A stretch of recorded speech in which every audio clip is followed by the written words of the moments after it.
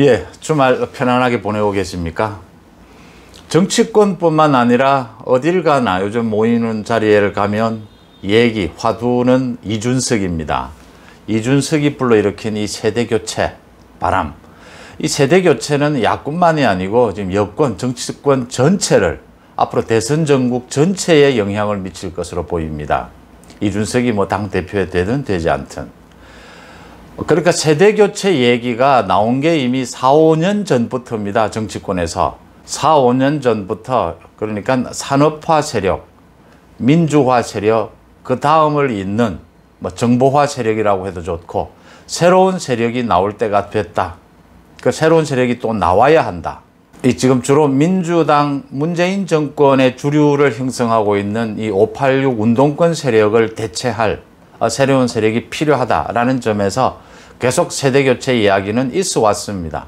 언제나 어느 시대나 세대교체 이야기는 당연히 있을 수밖에 또 없는 거고 그 내용이 이제 문제가 되는데 그걸 촉발시킨 것이 이번 이준석 바람이다. 이렇게 보이는 겁니다.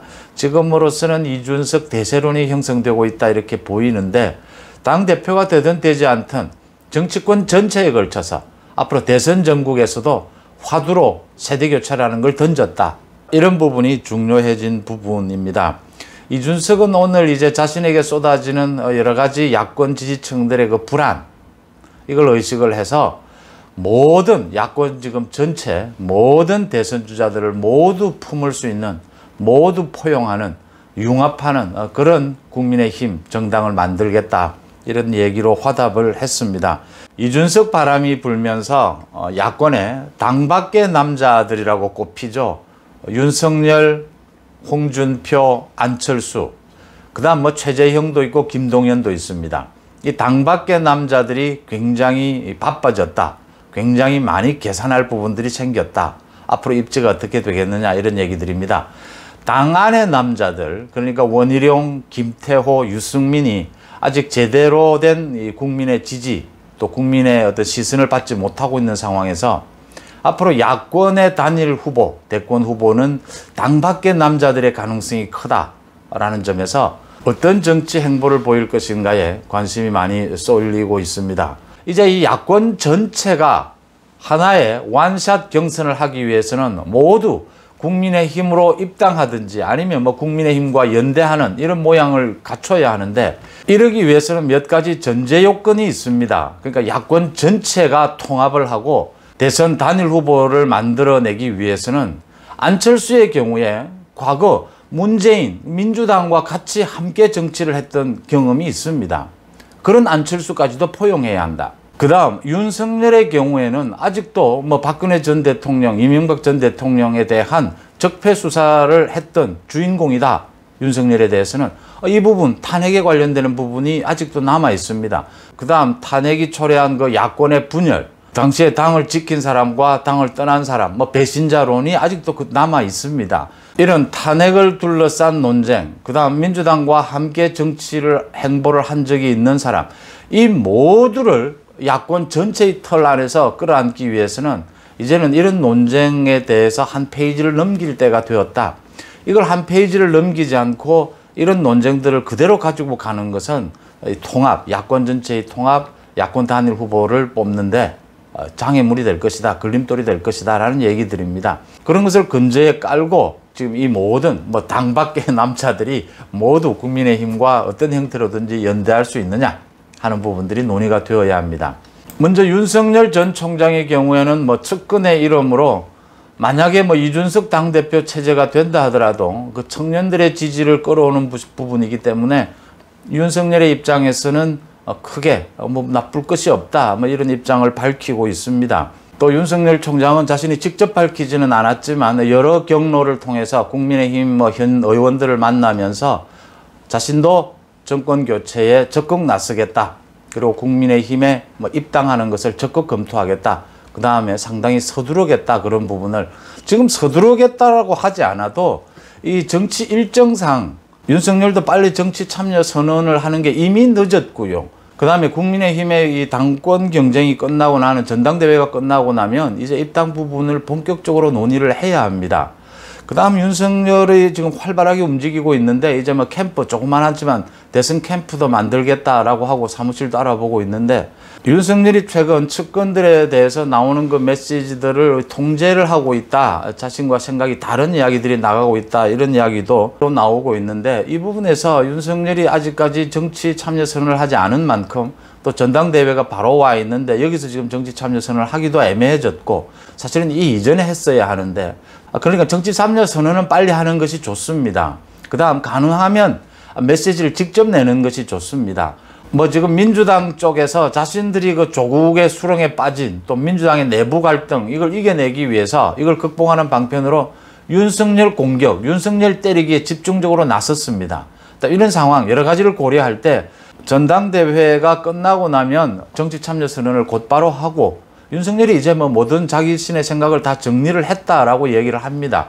그렇다면은 정치 참여 선언을 곧바로 하고 자신의 이름으로 메시지를 내야 합니다. 이게 지금 측근들의 메시지 이것도 국민들을 피곤하게 하는 일입니다. 지금 벌써 3개월 가까이 뭐 자명 아닌 자명도 해왔고 하니까 이건 윤석열의 스타일은 아니다 라고 보이는 부분입니다.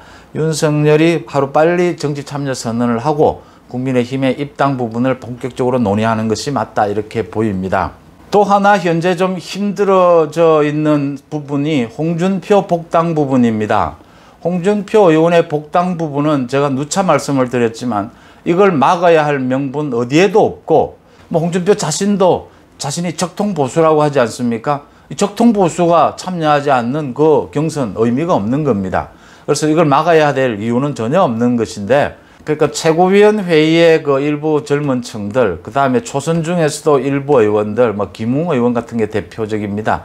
일부 의원들이 복당을 공개적으로 반대를 하고 나서면서 또 그 복당에 윤석열, 홍준표가 복당을 하면 뭐 윤석열이 국민의힘에 들어오겠느냐 이렇게 연계를 하면서 이제 복당이 전당대회 이후로 밀려버렸습니다. 이 부분은 잘못된 부분인데 어쨌든 홍준표 의원으로서도 지금 상당히 힘들어져 있는 부분이다.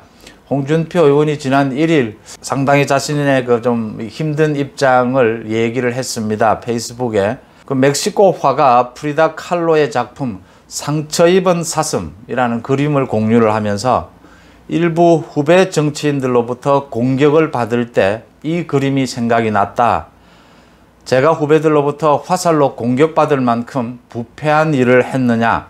지난 26년 동안 이 당을 지키면서 당이 위기에 처할 때마다 몸살이지 않고 최전방 전선에서 몸바쳐 온 사람이 바로 자신이다. 이렇게 얘기를 했습니다. 그 프리다 칼로의 그림을 보면 그 사슴이 얼굴은 그 사람의 얼굴이죠. 많은 화살을 맞은 그런 뭐 그림인데 그 표정이 묘한 표정이지 않습니까? 홍준표 의원의 생각이나 그 어려운 현재 입장을 잘 드러낸 그런 글이었다 이렇게 보입니다. 홍준표 의원도 어쩔 수 없이 이제 전당대회 이후에 복당 문제를 본격적으로 논의할 수밖에 없게 됐습니다.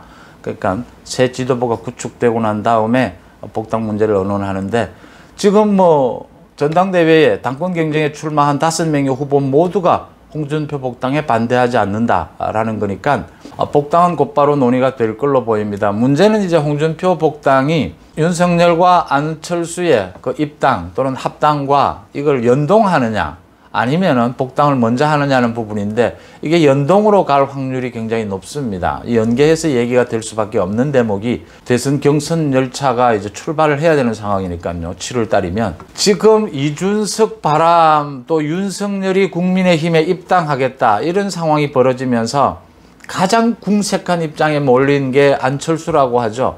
안철수 대표는 지금 경선 과정에서도 이준석 측과 상당히 설전을 주고 받았습니다. 이준석과 홍준표도 사이가 안 좋은 편인데 그래도 이건 설전에 거쳤다라고 한다면 지금 안철수는 설전 정도가 아니고 과거에 뭐 공천을 놓고 이준석과 맞부딪힌 적도 있고 이준석이 또 안철수에 대해서 뭐 사석에서 욕을 했다라고 해서 징계를 받은 적도 있고 이렇게 구원이 좀 깊게 맺어져 있죠.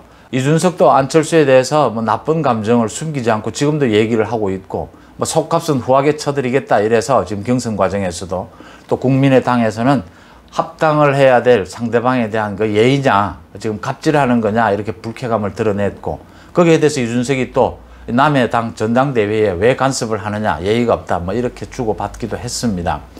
안철수 대표가 가장 궁색한 입장이 아니냐. 그러니까 안철수 입장에서는 중도에서 윤석열과 손잡고 소위 중도의 크기, 중도의 무게감을 한껏 키운 다음에 이제 국민의힘과 연대하는 방법을 생각하는 것이 가장 좋은데, 윤석열이 안철수와 연대보다는 국민의힘에 입당하는 쪽으로 지금 방향을 잡게 되니까 안철수로서도 물론 안철수는 중도에서 일정한 지분을 갖고 있습니다. 자기 지지층을 갖고 있죠. 그렇긴 하지만 굉장히 많이 좁아들었다. 윤석열이 안철수와 손을 먼저 잡은 다음 국민의힘과 복당이나 이런 문제를 협의하느냐, 아니면은 안철수를 제끼고 국민의힘과 바로 지금 입당 문제를 의논하느냐. 지금으로서는 국민의힘과 직접적으로 이야기를 하겠다, 이런 의사표시를 한 것으로 지금 해석이 됩니다.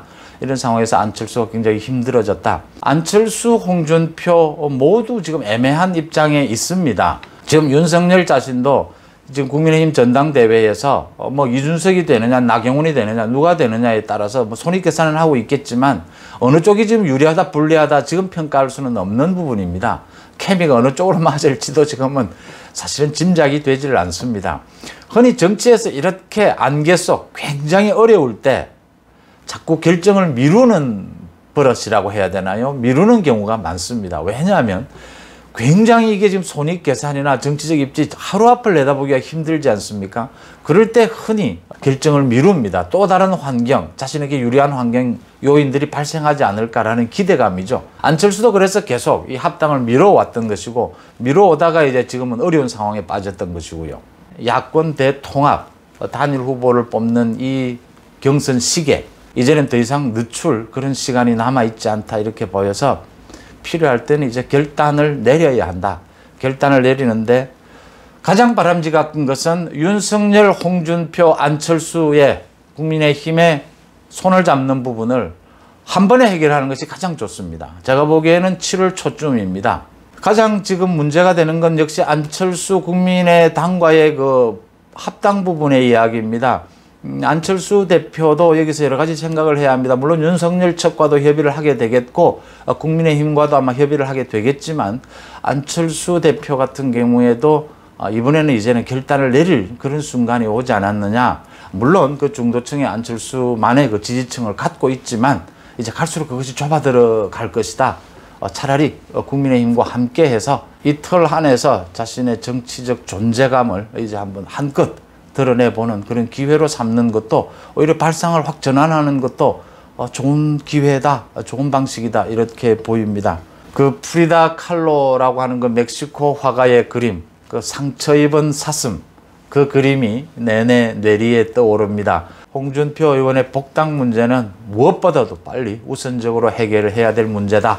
홍준표는 야권의 통합, 야권의 단일 후보를 뽑는데 홍준표를 지지하든 지지하지 않든 홍준표는 중요한 자산이다 라는 부분 말씀을 드리면서 오늘 얘기는 맺을까 합니다. 고맙습니다.